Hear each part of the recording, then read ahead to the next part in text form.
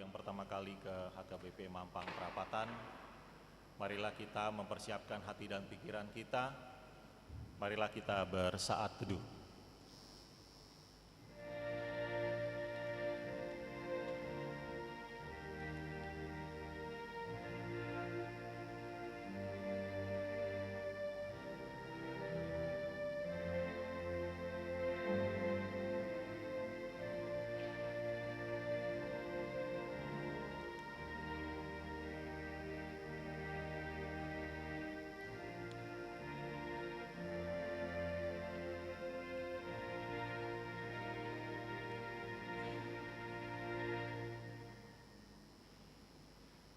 Marilah kita bernyanyi.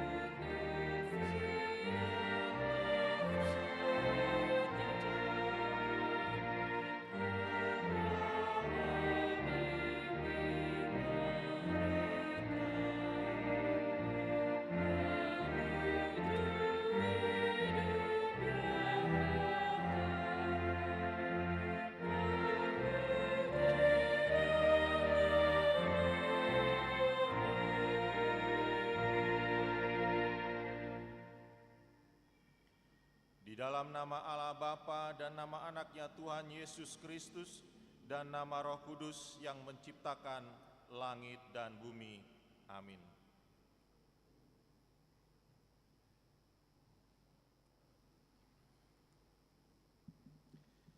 Sebab penderitaan ringan yang sekarang ini mengerjakan bagi kami kemuliaan kekal yang melebihi segala-galanya, jauh lebih besar daripada penderitaan kami, sebab kami tidak memperhatikan yang kelihatan, melainkan yang tak kelihatan, karena yang kelihatan adalah sementara, sedangkan yang tak kelihatan adalah kekal. Haleluya.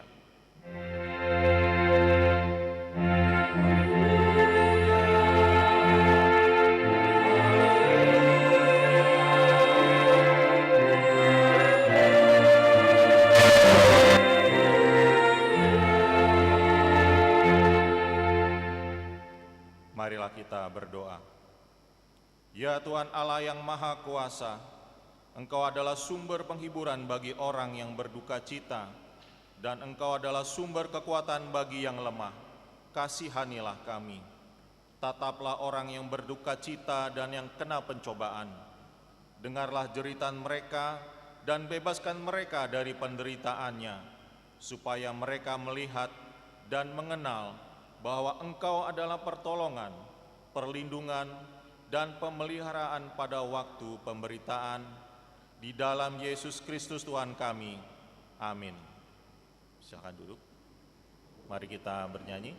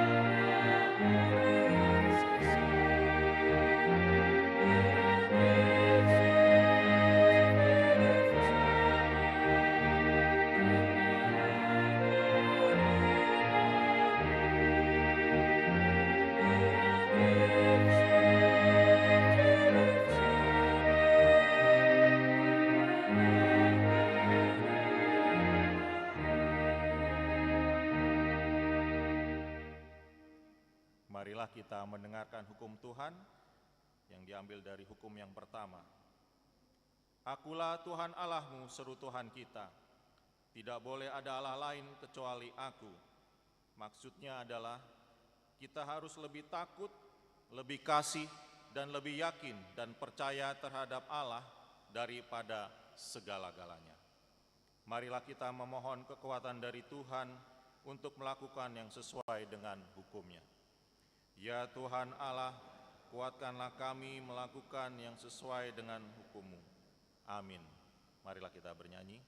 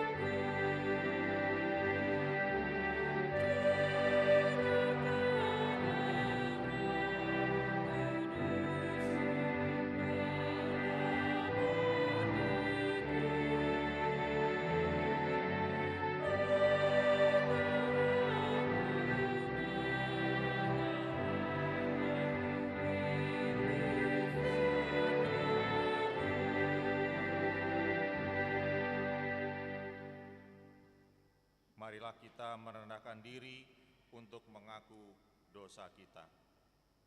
Marilah kita berdoa.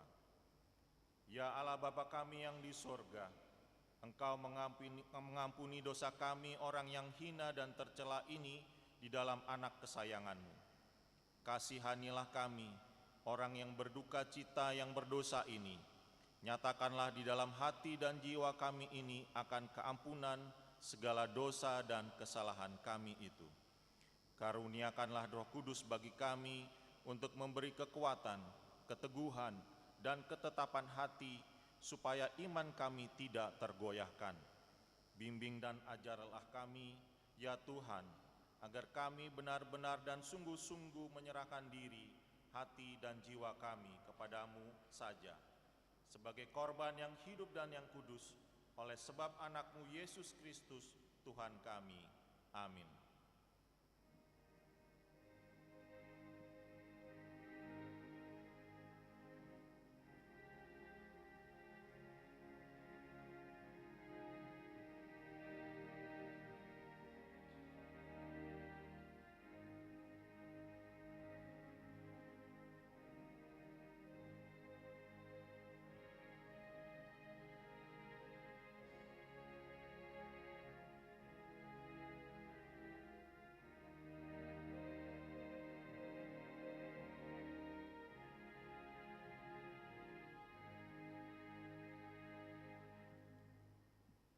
Marilah kita mendengar janji Tuhan tentang pengampunan dosa. Demikianlah firman Tuhan, tetapi engkau memberati aku dengan dosamu, engkau menyusahi aku dengan kesalahanmu. Akulah dia yang menghapus dosa pemberontakanmu, oleh karena aku sendiri dan aku tidak mengingat-ingat dosamu. Kemuliaan bagi Allah di tempat yang maha tinggi. Amin. Silakan duduk. Mari kita bernyanyi. Kasih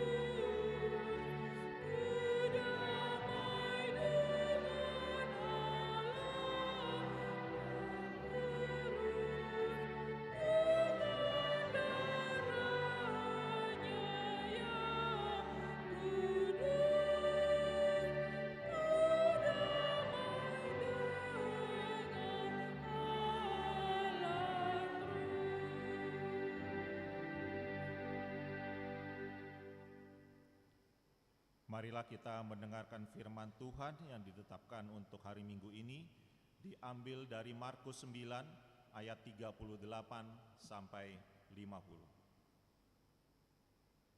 Kata Yohanes kepada Yesus, "Guru, kami melihat seseorang mengusir setan demi namamu, lalu kami cegah dia karena ia bukan pengikut kita."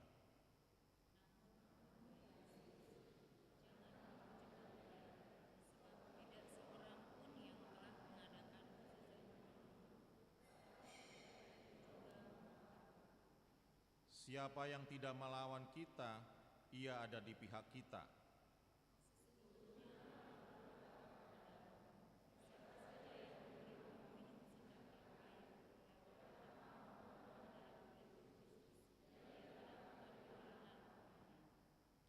Siapa saja yang menyebabkan salah satu dari yang kecil di antara mereka yang percaya kepadaku ini berbuat dosa, lebih baik baginya jika sebuah batu giling diikatkan pada lehernya, lalu ia dibuang ke dalam laut.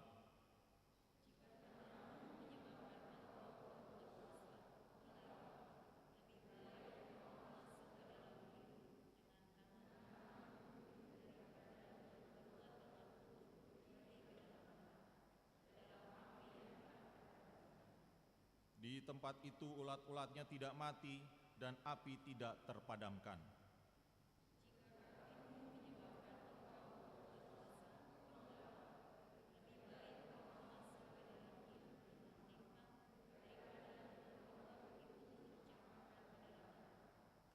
Di tempat itu ulat-ulatnya tidak mati dan api tidak terpadamkan.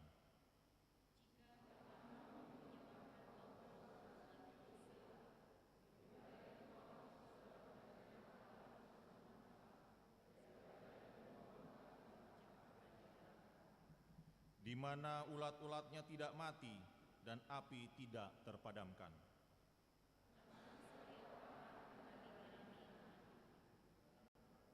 Garam memang baik, tetapi jika garam menjadi tawar, dengan apakah kamu mengasinkannya? Hendaklah kamu senantiasa mempunyai garam dalam dirimu dan hidupmu, berdamai seorang dengan yang lain. Demikianlah firman Tuhan. Berbahagialah orang yang mendengarkan firman Allah serta memeliharanya. Amin. Mari kita bernyanyi.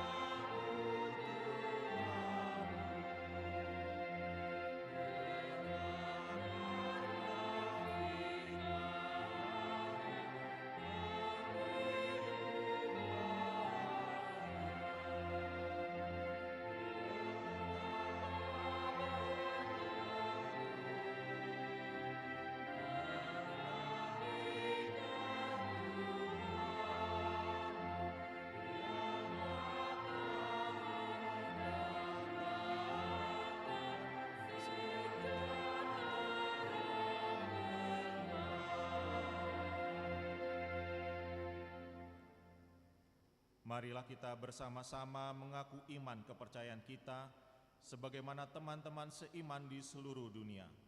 Kita bersama-sama mengucapkannya. Aku percaya kepada Allah, Bapa yang Maha Kuasa, Khalik langit dan bumi. Aku percaya kepada Yesus Kristus, Anaknya yang tunggal, Tuhan kita, yang dikandung daripada Roh Kudus, lahir dari anak darah Maria, yang menderita sengsara di bawah pemerintahan Pontius Pilatus, disalibkan, mati dan dikuburkan, yang turun ke dalam kerajaan maut. Pada hari yang ketiga, bangkit pula dari antara orang mati, naik ke surga, duduk di sebelah kanan Allah, Bapa yang Maha Kuasa. Dari sana akan datang kelak untuk menghakimi orang yang hidup dan yang mati. Aku percaya kepada Roh Kudus dan adanya satu gereja yang kudus, persekutuan Tuhan orang kudus, pengampunan dosa, kebangkitan daging, dan hidup yang kekal. Amin. Silakan duduk. Marilah kita mendengar puji-pujian dari week 4.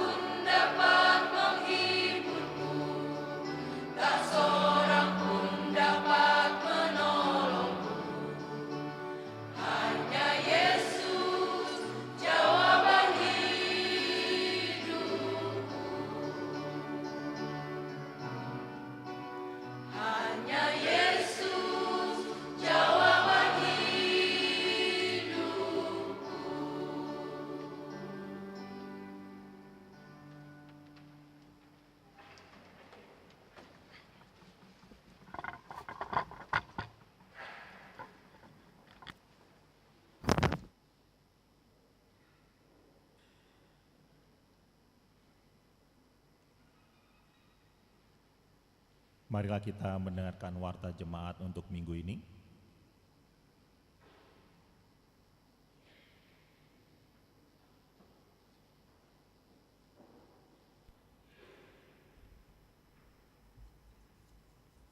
Shalom. Shalom. Warta Jemaat Minggu 29 September 2024. 1. Nama Minggu. Nama Minggu hari ini adalah Minggu ke-18 setelah Trinitatis. Dengan topik, pertolongan kita adalah dalam nama Tuhan atau Pangarupion di Hita di bagasan Goarni Jehovah. Mazmur 124 ayat 1-8. 2. Berita duka cita. Telah meninggal dunia pada hari Rabu 25 September 2024 Bapak Nelson Simanjuntak, umur 70 tahun, lahir 21 April 1954. Alamat Jalan Pancoran Barat 6, nomor 10, Jakarta Selatan, Wek 3. Pemakaman dilaksanakan pada hari Kamis 26 September 2024 di TPU Kampung Kandang. Tuhan menghibur dan menguatkan keluarga yang ditinggalkan. 3. Penghiburan pada hari ini Minggu 29 September 2024 pukul 11.30 di gedung gereja akan diadakan ibadah penghiburan bagi keluarga Nyonya Simanjuntak Boro Simangunsong karena meninggalnya Bapak Nelson Simanjuntak di hari yang lalu. Diharapkan kehadiran kita. 4. Pemberkatan nikah warta kedua. Akan menerima pemberkatan nikah Martahi Ferdian Aritonang, anak dari Bapak almarhum Maruli Pandapotan Aritonang dan Ibu almarhum Kisiana Naibaho, anggota jemaat HKBP Resort Parapat dengan Risma Tio Saragi Boru Sijabat, anak dari Bapak Belide Saragi Sijabat dan Ibu Nurpi H. Situmorang, anggota jemaat HKBP Mampang Prapatan Wek 3. Pemberkatan nikah pada hari Jumat 4 Oktober 2024 pukul 11 oleh HKBP Mampang Prapatan bertempat di HKBP MT Haryono. 5. Amplop Gotilon dan Tahun Okumene Inklusif tahun 2024. Pada hari ini Minggu 29 September 2024 kita akan memberikan amplop Gotilon dan Tahun Okumene Inklusif untuk mendukung kebutuhan semua kegiatan sepanjang tahun ini.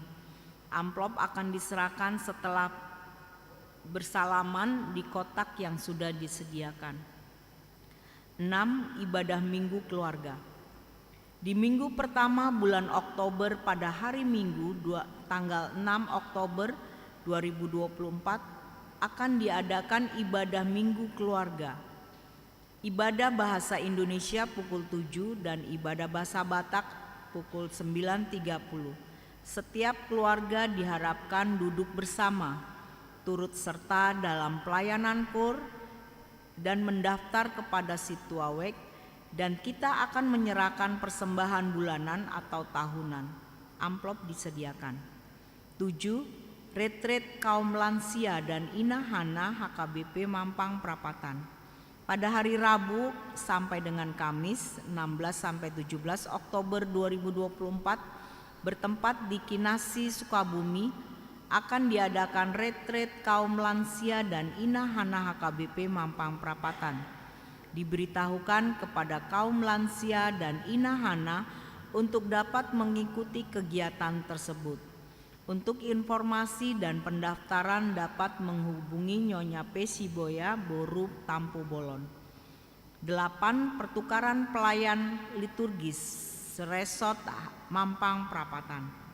Sesuai dengan program Resort HKBP Mampang Prapatan, pada hari ini Minggu 29 September 2024 di ibadah pukul 9.30 WIB bahasa Batak diadakan pertukaran pelayan liturgis seresort yang bertugas menjadi pelayan liturgis HKBP Mampang Perapatan adalah Situa S. Panjaitan, dan yang bertugas menjadi pelayan liturgis di HKBP MT Haryono adalah Situa John MP Simamora.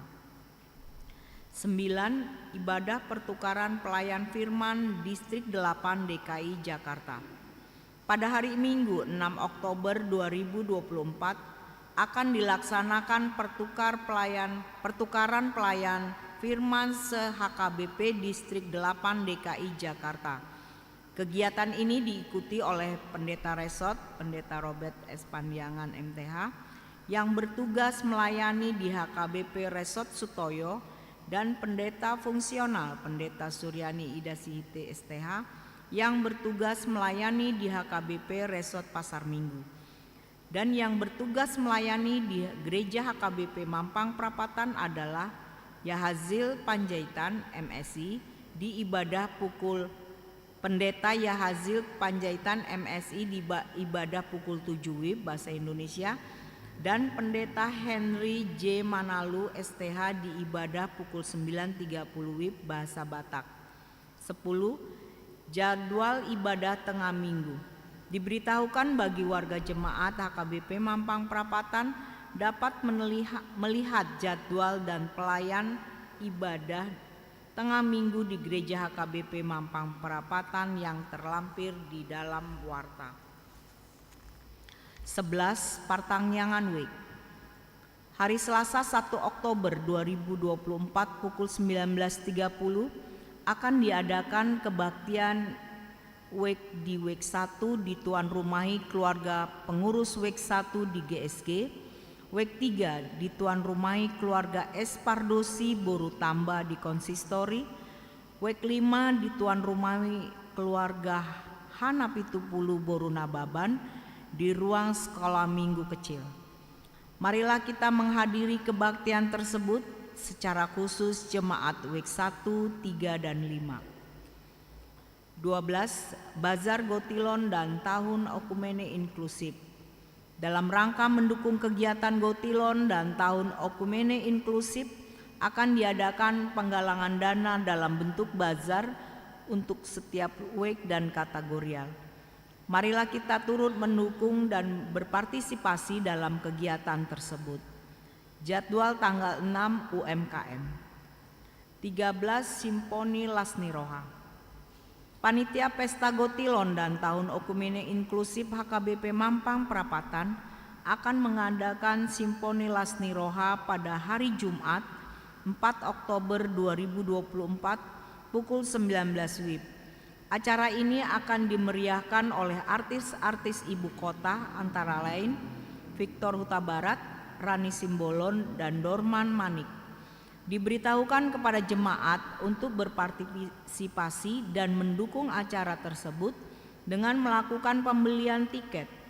Adapun harga kategori tiket yaitu A Platinum 1.500.000 tersedia 11 tiket, B Gold 1 juta tersedia 20 tiket, C Silver 750 habis terjual, D Bronze 500.000 tersedia 26 tiket. Untuk reservasi dapat menghubungi Situa Res Sinurat, Situa John Simamora, Situa Elvanus Nainggolan, Nyonya Tampu Bolon Lasmi Boru Sihotang, Peris Purba, dan calon Situa Hisar Pandiangan. 14. Warta Jemaat Sakit. Marilah kita bawa dalam doa warga jemaat sakit. 1. Nata Desmanik, Sektor 2 dirawat di rumah. 2. Pesta Robert Siahaan, Sektor 1 dirawat di rumah. 3. Nyonya Silaban Boru Raja Guguk, Sektor 3 dirawat di rumah. 4. Situa Kasinurat, Sektor 4 dirawat di rumah. Firman Tuhan, serahkanlah hidupmu kepada Tuhan dan percayalah kepadanya dan ia akan bertindak. Mazmur 37 ayat 5. 15. Ulang tahun kelahiran. Majelis dan jemaat mengucapkan selamat ulang tahun kelahiran kepada anggota jemaat yang berulang tahun dalam minggu ini. Firman Tuhan, umur panjang ada di tangan kanannya, di tangan kirinya kekayaan dan kehormatan. Amsal 3 ayat 16. 16 ulang tahun pernikahan. Majelis dan warga jemaat mengucapkan selamat ulang tahun pernikahan kepada keluarga anggota jemaat yang berulang tahun pernikahan dalam minggu ini. Firman Tuhan, tetapi yang terutama, kasihilah sungguh-sungguh seorang akan yang lain, sebab kasih menutupi banyak sekali dosa. 1 Petrus 4 ayat 8. 17 keuangan terlampir.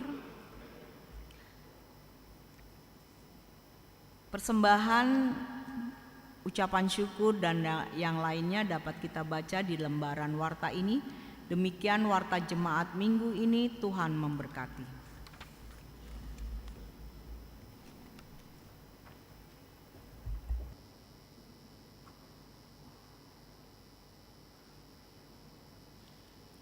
Marilah kita bernyanyi sambil mengumpulkan persembahan 1A dan 1B. Kita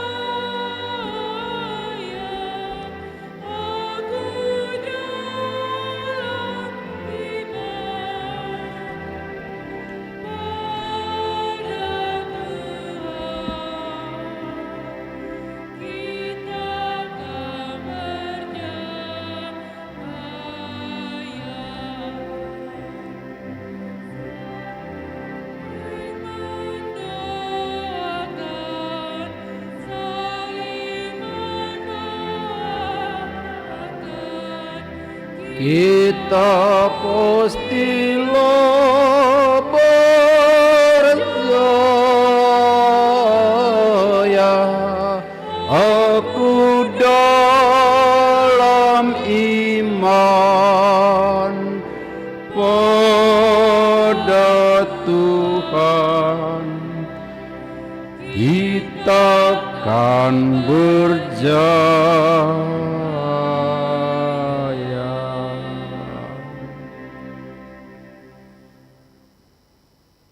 Damai sejahtera Allah yang melampaui segala akal budi, itulah memelihara hati dan pikiranmu di dalam Kristus Yesus Tuhan kita. Amin. Shalom. Horas. Bapak, Ibu, Saudara yang dikasihi oleh Tuhan Yesus Kristus, mari kita persiapkan firman Tuhan yang akan kita dengar dari Mazmur 124 di ayat pertama sampai ayat 8 dalam tema minggu pertolongan kita adalah di dalam nama Tuhan. Demikian firman Tuhan saya baca. Nyanyian ziarah Daud. Sekiranya bukan Tuhan yang di pihak kita, hendaklah Israel berkata demikian, sekiranya bukan Tuhan yang di pihak kita, ketika manusia bangkit melawan kita, pasti mereka telah menelan kita hidup-hidup. Ketika amarah mereka bangkit terhadap kita, pasti air telah menghanyutkan kita, banjir telah menenggelamkan kita, pasti banjir telah menenggelamkan kita, air yang meluap-luap itu. Terpujilah Tuhan yang tidak menyerahkan kita menjadi mangsa bagi gigi mereka. Nyawa kita terluput seperti burung dari jerat penangkap burung. Jerat itu telah putus dan kita pun terluput. Pertolongan kita dalam nama Tuhan yang menjadikan langit dan bumi. Demikian pembacaan firman Tuhan.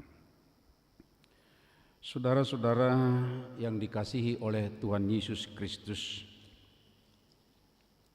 ada ungkapan yang sangat populer dari bahasa Italia, tapi ungkapan ini pun pernah juga populer di negara kita pada tahun 1964. Kalau di Indonesia disingkat dan ditambah ada kata tahun di depan, lalu menjadi tafif. Tanya adalah tahun, fifnya inilah ungkapan itu, vivere pericoloso. Vivere pericoloso. Yang senior pasti bisa kenal buku ini di tahun 1964, tapi mungkin sekarang ini pun masih bisa kita cari atau kita beli. Apa arti dari ungkapan itu? Ungkapan itu mengingatkan keberadaan kita di tengah-tengah kehidupan ini bukan tenang-tenang saja, bukan aman-aman saja. Sebab ungkapan itu mengatakan hidup penuh bahaya atau hidup menyerempet bahaya. Jika itu ditulis di Indonesia menjadi judul buku 1964, pasti kita tahu apa yang terjadi 1965 dalam sejarah bangsa kita. Saudara-saudaraku, ungkapan ini saya pinjam untuk juga mengajak kita konsentrasi memahami bahwa memang di sekitar kita ini tidak aman-aman saja. Ada banyak tantangan, Ada banyak yang mengancam kehidupan kita. Dan itu yang mau disebutkan oleh pemazmur kepada kita sekarang dengan 3 kategori tantangan yang selalu mengintai kita, selalu mengintai orang-orang percaya di tengah kehidupan ini. Ketiga ancaman itu adalah ada amarah di sekitar kita. Itu bisa muncul dari orang atau manusia, tapi tentu bisa muncul lagi dari kekuatan-kekuatan yang lain. Dan yang kedua adalah jika tadi digambarkan dengan banjir bandang. Banjir bandang bisa secara alami atau hal-hal yang material, tapi bisa juga secara rohani. Ada banjir bandang yang mengancam, menimpa. Dan yang ketiga disebutkan oleh pemazmur dengan jerat. Jerat yang siap menangkap, jerat yang mau mengurung sedemikian rupa untuk dimangsa atau diperlakukan sesuka hatinya. Saudara-saudaraku, jika 3 kategori ini sekarang ada ancaman di sekitar kita, itu bisa tentu kita amati masing-masing amarah orang di sekitar. Hampir tiap pagi dipertontonkan, ditunjukkan kepada kita, saudara-saudaraku, terjadi pembunuhan di sana sini, dan justru yang membunuh itu acap kali adalah orang-orang yang dekat dengan korban. Bukan sekadar dekat, yang seharusnya bertanggung jawab untuk menjaga, memelihara, tetapi dia berubah peran yang seharusnya pemelihara menjadi perusak, pemangsa. Saya bukan mau mengajak kita memprovokasi supaya kita curiga dengan orang-orang di sekitar kita, saudara-saudara. Tapi firman ini juga mau mengingatkan kita supaya kita tetap waspada, supaya kita tetap berjaga-jaga, supaya kita tetap di tengah-tengah perjalanan hidup kita ini teguh hati, supaya benar-benar kita mampu menghadapinya. Saudaraku, jika tadi banjir bandang yang digambarkan itu, ya secara alamiah pun banyak sekarang ini banjir yang bisa merusak saudara-saudara. Ini kita lihat juga kota-kota besar, kota-kota di dunia, bukan hanya di negara kita. Kita sering lihat dipertontonkan atau ditunjukkan kepada kita banjir sedemikian rupa merusak bangunan-bangunan, merusak harta, terutama kendaraan. Kita lihat tentu baru saja kita lakukan satu perenungan tentang ciptaan Tuhan. Saya senang hari ini bunga di depan ini adalah bunga hidup, inilah buah dari ibadah kita, perenungan kita akan masa penciptaan. Tapi lebih dari itu, Bapak Ibu Saudara, kita sudah tahu bagaimana kerusakan alam, kerusakan semuanya di daerah kita ini pun, di kota ini pun, bahkan udara ini pun sekarang ini ada banjir bandang, polusi yang bisa merusak siapa saja, kapan saja, saudara-saudaraku. Kita mungkin bisa mengatakan, oh iya, kita buat ruangan tertutup sedemikian rupa supaya polusi tidak masuk. Lalu kita buat full AC supaya kita bisa diam di dalam. Tapi ingat juga, dengan full AC kita hidup di dalam belum tentu aman untuk kesehatan saudara-saudaraku. Bukankah kalau kita di ruangan yang full AC, sepertinya kulit kok berubah jadi kering seperti itu. Berarti tetap juga ada yang harus kita waspadai, saudara-saudara. Tapi yang paling penting lagi Bapak Ibu Saudara, banjir bandang bukan banjir bandang secara alamiah, tapi ada guncangan atau ada arus sedemikian rupa yang bisa menghancurkan kehidupan sekarang ini. Tadi malam saya coba memahami apa saja musuh di zaman milenial dan zaman generasi Z. Setidaknya ada 7 sekarang ini musuh zaman milenial dan generasi Z. Apa itu saudara-saudara? Mager katanya. Ya, kalau bagi saya ini merupakan istilah baru ini.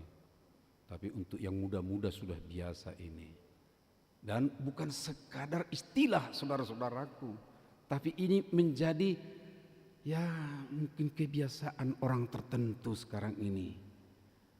Malas bergerak. Benar ya? Malas bergerak.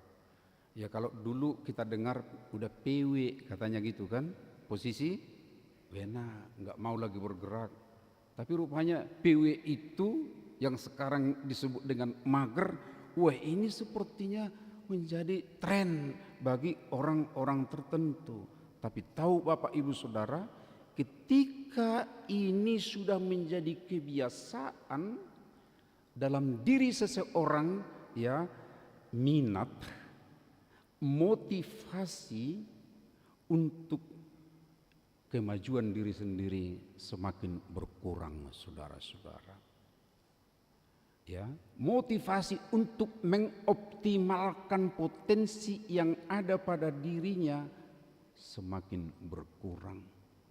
Dan tentu tujuan hidupnya pun asal-asalan, pokoknya ada.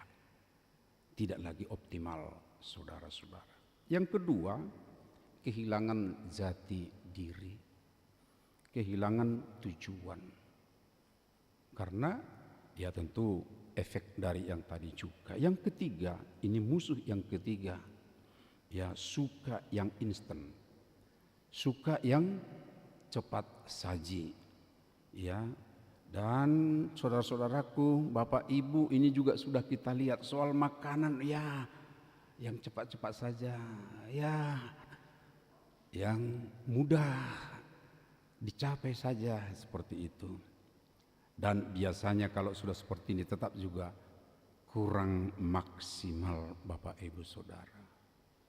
Dan jangan-jangan ini berpengaruh juga bukan hanya soal makanan, bukan soal kerja, tapi ini juga menjadi tujuan hidup dari banyak orang. Bagian daripada musuh yang keempat adalah hidup dalam pencitraan diri. Saya baru mengamati ya bahwa ada orang-orang tertentu di setiap tempat, di setiap bergerak, foto. Tapi bukan sekadar foto, kirim lagi ke media sosial. Ya ngapain ya? Kalau mau lihat sendiri wajahnya, oke lah, itu biasanya yang kita sebut narsis kan gitu ya, dia lihat dirinya narsis. Tapi enggak juga, saya sudah pernah ya, kata narsis itu dimunculkan dari mana ya? Itu dari seorang yang sangat mencintai dirinya sendiri, tapi akhirnya mati kelaparan kan gitu ya, narsisus. Ya padahal jadi banyak orang menjadi narsis, pengikut narsisus. Tapi ini lebih dari situ lagi, bukan hanya untuk dia nikmati gambarnya, tapi untuk ditebar kepada orang lain, membentuk citra dirinya di media sosial, pengen tampil, pengen dilihat oleh orang lain. Tidak salah sih, tapi jangan berlebihan. Yang kelima, wah ini musuh saya ini sejak saya selesai sekolah sarjana muda dulu, berhenti belajar saat mapan. Saat mapan, ada orang selesai sekolah, selesai sarjana, sudah cukup katanya. Atau kalau sudah ada ya dia yang dicapai prestasi sedemikian rupa, sudah cukup katanya. Tidak mau lagi ya belajar. Tapi harus diingat, prinsip belajar, filosofi yang belajar harus belajar ya dari rahim ibu sampai ke rahim bumi, ya, from womb to tomb. Itu prinsip belajar, tidak pernah tamat, harus terus belajar sebab pengetahuan itu berkembang dan manusia yang normal harus selalu mengikuti perkembangan saudara-saudaraku. Berhenti belajar saat mapan itu bukan prinsip orang benar. Tapi sekarang ini tidak sedikit saudara-saudaraku orang yang mengikuti itu. Yang keenam adalah mudah terprovokasi oleh berita bohong. Dan ini sangat lagi ya dibantu, dipermudah oleh teknologi informasi yang cepat menyebarkan berita hoax sedemikian rupa. Dan ketika berita hoax telah sampai, itu diminati oleh orang lain lagi. Sedemikian rupa yang terjadi di sekitar kita adalah semua kebohongan saudara-saudara. Tapi orang Kristen yang baik tentu selalu menyimak dulu, mempertimbangkan dulu, menilai dengan baik apakah ini benar.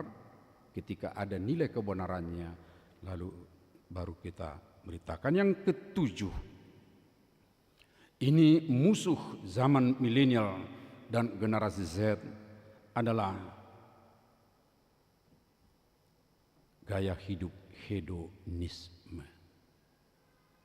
gaya hidup bersenang-senang, gaya hidup hanya kenikmatan saja.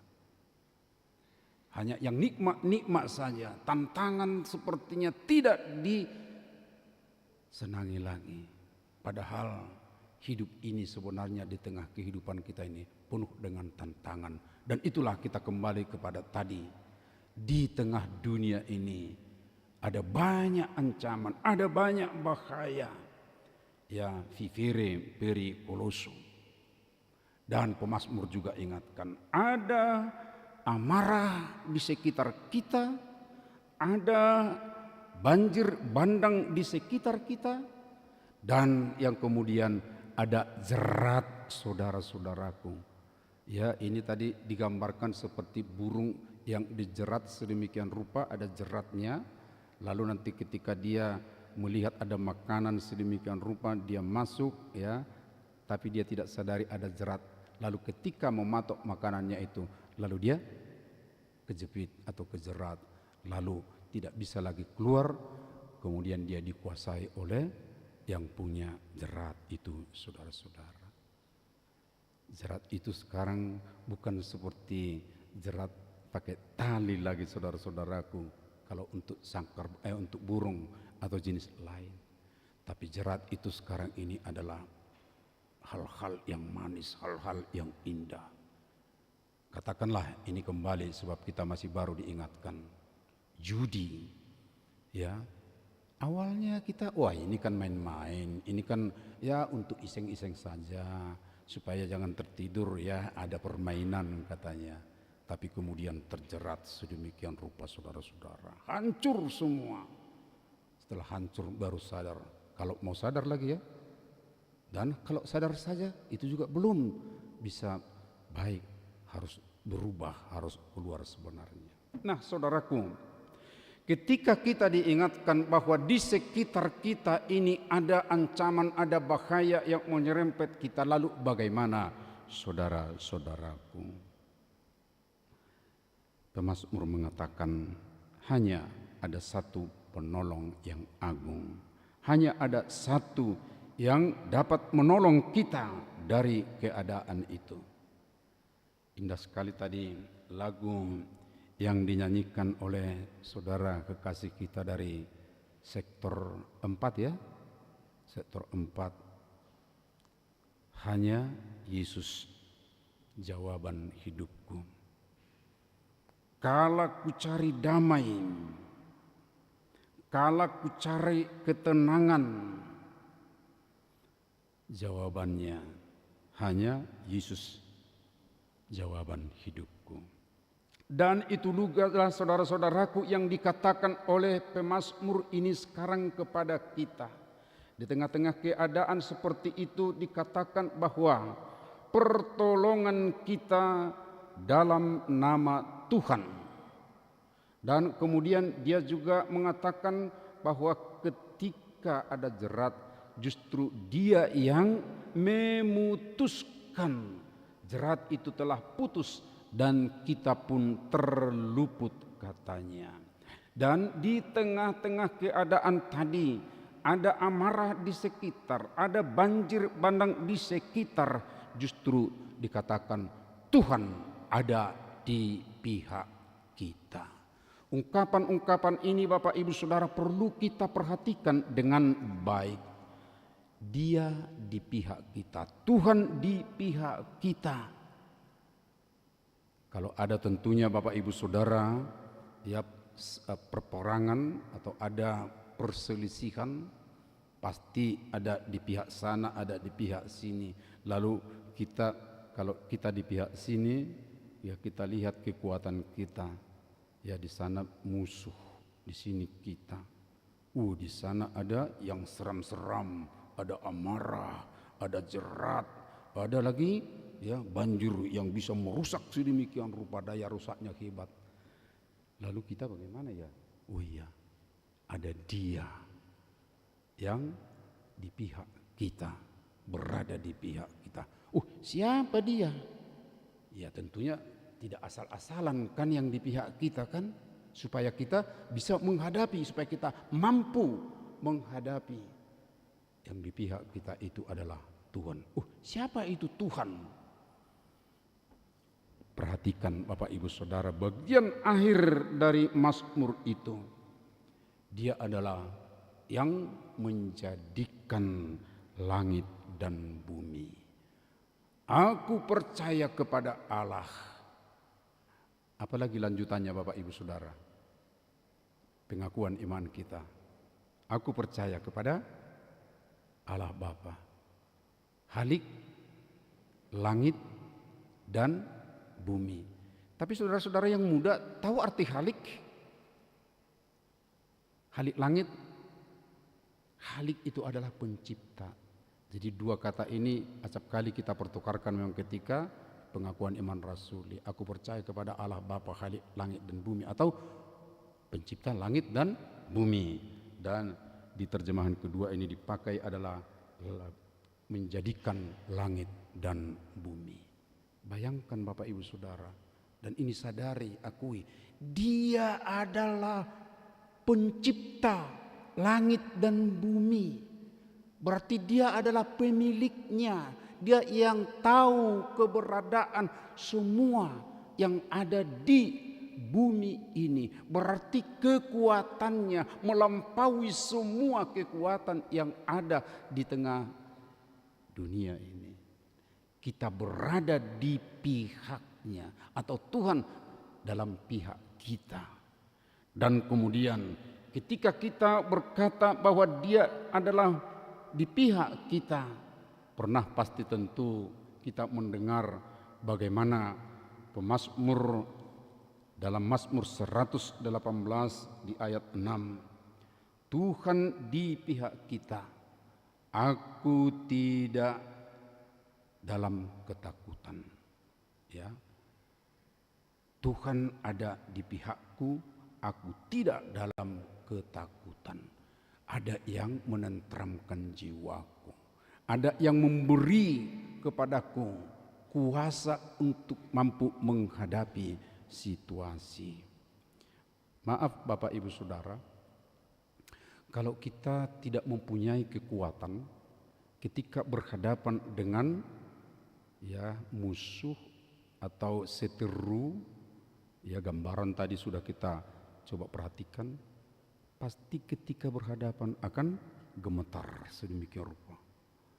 Belum bertanding pun atau belum bertengkar pun itu pasti jatuh gitu. Tapi ketika ada kita kekuatan bersama dengan kita akan pasti tegar menghadapi. Apa? Kenapa? Kira-kira seperti itu gambarannya. mampu. Seperti itu digambarkan oleh pemazmur 118, saudara-saudaraku. Tapi bukan hanya itu. Oleh Rasul Paulus dalam Roma 8 di ayat 31 dia mengatakan, jika Tuhan di pihak kita, siapakah lawan kita? Jika Tuhan di pihak kita, siapakah lawan kita? Tidak ada yang mampu. Iblis sendiri pun yang menjadi musuh terbesar dikalahkan oleh Tuhan. Oleh karenanya bersukacitalah, berbahagialah ketika kita ingat dan sadar, taat bahwa Tuhan di pihak kita, kita akan dikuatkan, dimampukan. Yang kedua, saudaraku, kalau dia tadi pencipta langit dan bumi, pemilik ya, penguasa, tapi dia juga adalah kekuatan yang tidak kelihatan atau penolong yang tidak kelihatan. Kata penolong yang tidak kelihatan, ini ada dua hal yang mau saya terangkan. Kata penolong itu sendiri, ya, ini pada awal penciptaan manusia diingatkan bahwa manusia seorang diri tidak baik, maka perlu ada penolong. Dan penolong itu kalau kita ingat, Tuhan bentuk sedemikian rupa dan ditempatkan di sisinya, yaitu perempuan untuk Adam. Itu berarti karya Tuhan yang langsung menjadi penolong. Kata penolong yang dipakai di situ adalah ezer. Catatannya, kata ezer hanya dua arah pemakaian, yaitu hanya kepada Tuhan sekali dan kepada manusia perempuan, kata penolong. Lah, berarti perempuan dengan Tuhan sama ya? Saya tidak menyatakan sama, tapi bahwa Tuhan dengan sengaja membuat penolong yang dari Tuhan di tengah-tengah kehidupannya. Dan yang kedua, dia sendiri yang menjadi penolong untuk manusia. Itu berarti bahwa saudara, kebersamaan laki perempuan di tengah kehidupan ini, di situ manusia itu menjadi kuat. Dan dia harus sadar laki manusia itu adalah dari Tuhan kepadanya. Tapi yang kedua dan yang sangat penting, penolong yang paling agung itu adalah Tuhan sendiri. Dia akan menolong kita. Kadang tidak terus kita sadari, tidak terus kita lihat, dan acap kali memang tidak bisa kita lihat apa yang diperbuatnya. Oleh karenanya mau meneguhkan ini saudaraku, mari kita buka dulu ya Roma 8 ayat 26. Sebab setelah dalam perjanjian baru Tuhan ya membaharui cara kehadirannya kepada manusia. Jika dalam perjanjian lama acap kali disebut penolong dan kita sebut penolong itu adalah Allah, ya Bapa tentunya yang kemudian kita pahami. Tetapi dalam Roma 8 ayat 26 ini dibahasakan oleh Rasul Paulus sedemikian rupa. Demikian juga Roh membantu kita dalam kelemahan kita. Harus kita ingat dulu saudaraku, bahwa Roh Tuhan sudah ada dalam diri kita masing-masing. Tuhan mengutus. Sebab kita tidak tahu bagaimana sebenarnya harus berdoa, tetapi Roh sendiri menyampaikan permohonan kepada Allah dengan keluhan-keluhan yang tidak terucapkan. Roh bekerja dalam diri kita dengan keluhan-keluhan yang tidak terucapkan. Saudaraku, begitu baiknya Tuhan kita itu menolong kita. Kita yang sering tidak sadari bahwa Tuhan di dalam diri kita, Dia mendoakan kita, menolong kita. Tapi sering kita abaikan, kita tidak pedulikan. Pernahkah kita membuat perenungan Bapak Ibu Saudara sedemikian? Ya, Roh Kudus dalam diriku. Pernahkah? Artinya secara khusus kita menyadari Roh Tuhan ada di sini. Ya, tapi ingat loh Bapak Ibu Saudara, ketika kita sadar bahwa Roh Tuhan ada dalam diri kita, apalagi kata Rasul Paulus, saudara-saudaraku, ya peliharalah tubuhmu, peliharalah kebersihannya, kekudusannya, supaya Roh Kudus nyaman dalam dirimu. Oleh karena itulah kita orang percaya memelihara kehidupan kita, kekudusan hidup kita, saudara-saudara. Itulah cara Tuhan menolong kita, saudara-saudaraku, di tengah-tengah kehidupan kita. Kadang saya tidak sadari saya ditolong, ya saya diselamatkan, ya. Saya pernah bercerita dan tadi malam juga saya bercerita di PA AMA, saya pernah diselamatkan, bukan kata terselamatkan, dengan tidak saya sadari, tapi yang dipakainya adalah orang tertentu. Seharusnya saya harus mati ditabrak oleh kendaraan, ya, di tempat duduk yang baru saya duduki, mungkin sekitar 3 atau 4 detik saya tinggalkan, tap, ditabrak, dan mobil yang menabrak itu sampai berguling-guling, saudara. Pecah ini tempat duduk yang saya duduki tadi. Baru saya kalau dia tidak panggil atau ajak saya pindah dari tempat ini, pasti saya yang korban. Kadang-kadang saudara-saudara, orang tidak memperhatikan yang hal-hal seperti itu. Ada yang menolong kita, ada yang menyelamatkan kita. Tapi pasti ada Bapak Ibu Saudara pengalaman-pengalaman kita dalam kehidupan ini. Dan itu tentu akan terjadi lagi sebab Tuhan kita hidup. Kalau kita diingatkan sekarang ada tantangan di sekitar kita dan dia ingatkan juga ada penolong, Tuhan kita itu akan setia menolong kita dalam kehidupan ini. Asal kita tetap berserah dan sadar akan hal itu. Terakhir saudara-saudaraku, bagaimana sikap kita akan hal itu? Pertama, untuk sikap bahwa Tuhan menyatakan dirinya akan menolong kita. Pernah ingat bagaimana saat terdesak orang Israel dalam proses keluar dari Mesir menghadapi musuh, ya, dari belakang tentara Mesir dengan kelengkapannya, di depan Laut Merah, kemudian ke samping kiri kanan pasti juga berakhir ke laut, tidak mungkin mereka lari, ya. Lalu ke bawah pasti nggak mungkin kan tanah, ya, yang mungkin hanya ke atas, tapi mereka tidak punya sayap, berarti tetap juga. Tapi di saat seperti itu, apa kata Tuhan kepada mereka? Ya, benar-benar memang mereka ke atas akhirnya. Dalam Keluaran 14 ayat 14, Tuhan berkata, Dia yang akan berperang asal kamu diam. Tuhan berperang melawan musuh yang dari belakang, tentara Israel, tentara Mesir. Di depan kendala alam karena ada lautan, dan kiri kanan juga pasti berakhir ke lautan. Tapi Tuhan berkata, aku akan berperang menyelamatkan kamu asal kamu diam. Dan diam tentunya di sini bukan berarti, tapi diam adalah menyerahkan diri kepada Tuhan.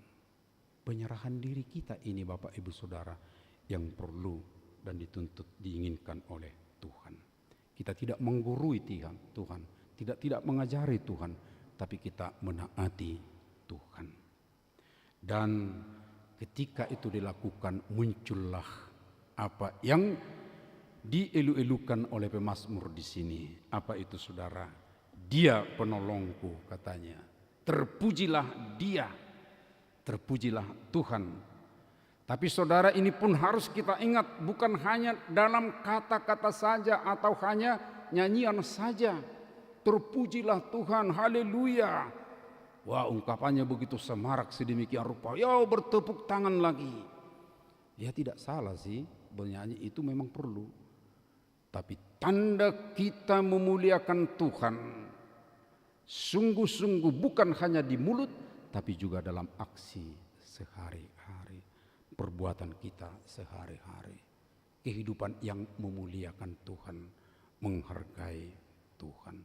Dan inilah saudara-saudaraku, ketika Tuhan mengatakan bahwa Dia menjadi penolong bagi kita dan kita mengakuinya, pertolongan kita adalah di dalam Tuhan, seruan kita, semangat kita juga akan tampak, saudara-saudaraku, yang tadinya bermuram durja sekarang menjadi senyum. Oh iya, ada Dia penolongku. Jawaban dalam kehidupanku, dalam tantangan itu semua adalah Yesus.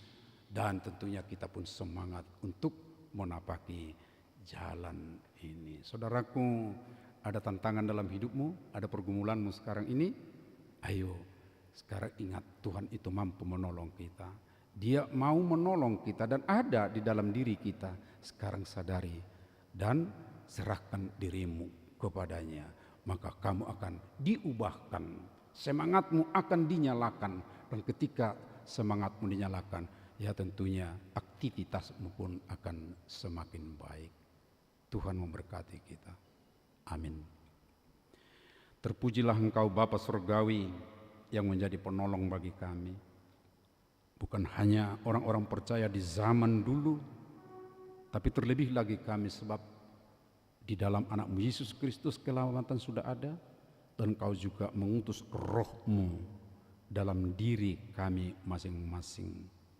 Dia mengajar kami, mengingatkan kami akan semua yang telah Engkau ajarkan, dan Roh-Mu juga yang menolong kami, mendoakan kami dengan keluhan-keluhan yang tidak terucapkan. Ya Tuhan, ajar kami menyadari semuanya ini. Ajar kami juga taat kepadamu. Ajar kami ya Tuhan semakin rendah hati, sehingga kami terselamatkan dari ancaman-ancaman, bahaya-bahaya yang ada di sekitar kami. Terima kasih Bapa. Kami juga berdoa untuk kehidupan kami seminggu ke depan ini. Biarlah atas kekuatan pertolongan Tuhan kami mampu untuk bekerja sama dengan saudara-saudara tim kerja kami, bekerja di tengah keluarga, membawa sukacita, dan juga kegiatan-kegiatan bersama kami di gereja melalui kegiatan tengah minggu, dalam kegiatan di UEK, kebersamaan kami Tuhan. Demikian juga kegiatan kategorial untuk mengikat kebersamaan dan pertumbuhan iman kami. Tuhan, kami juga berdoa untuk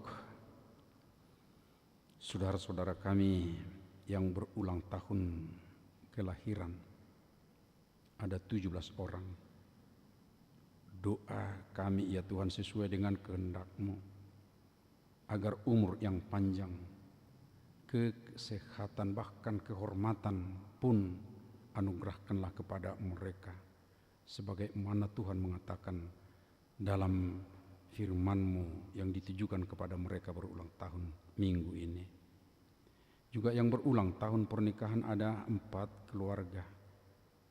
Firman-Mu mengingatkan supaya kasih tetap bertumbuh dalam keluarga itu, karena kasih itulah yang menutupi banyak sekali dosa. Ya, kuatkanlah mereka dalam sukacita itu Tuhan, semakin bertumbuh dalam kasih daripada Tuhan.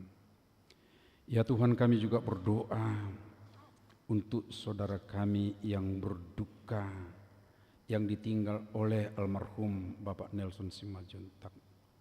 Berkatilah Inang Buru Simangunsong dengan bunga dalam keluarga.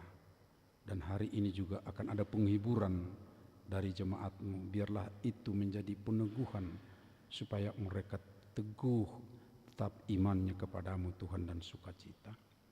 Kami juga mendoakan saudara kami yang akan menikah, Martahi Ferdian Aritonan dengan Risma Tio Saragih Sijabat, pada minggu ini di hari Jumat.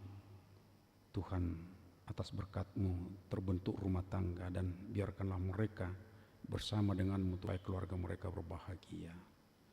Tuhan, kami juga tetap mendoakan semua aktivitas kami sehari-hari.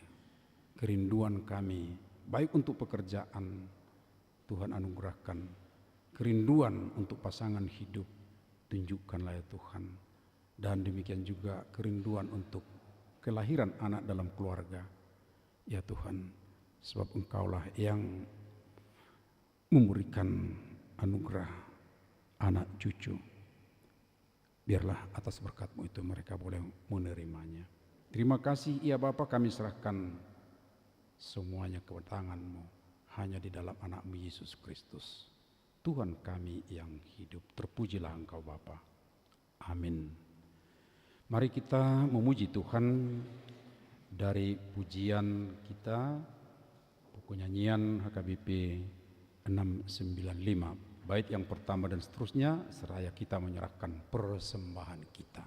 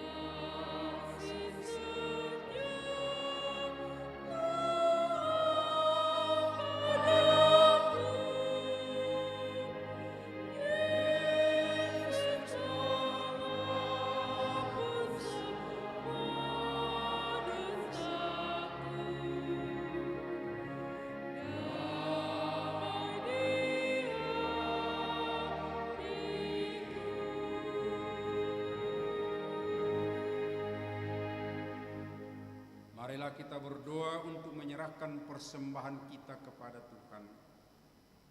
Ya Allah Bapa kami yang di sorga, kami mengaku bahwa Tuhan adalah sumber segala karunia yang melimpah dalam kehidupan kami masing-masing.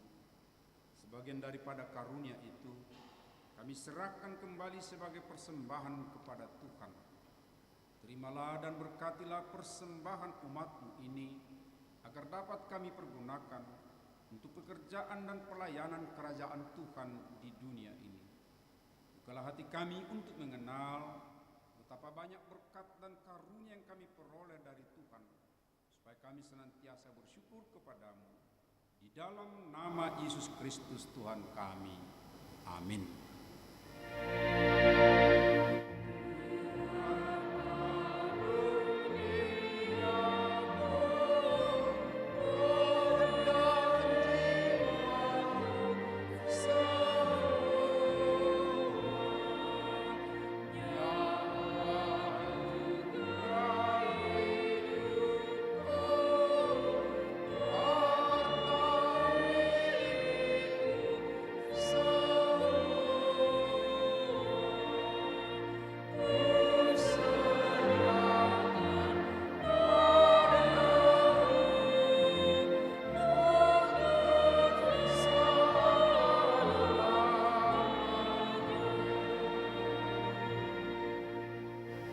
Bapa kami yang di sorga, dikuduskanlah namamu, datanglah kerajaanmu, jadilah kehendakmu di bumi seperti di sorga.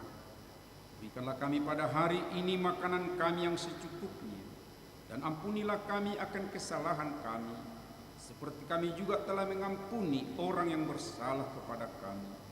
Dan janganlah membawa kami ke dalam pencobaan, tetapi lepaskanlah kami daripada yang jahat.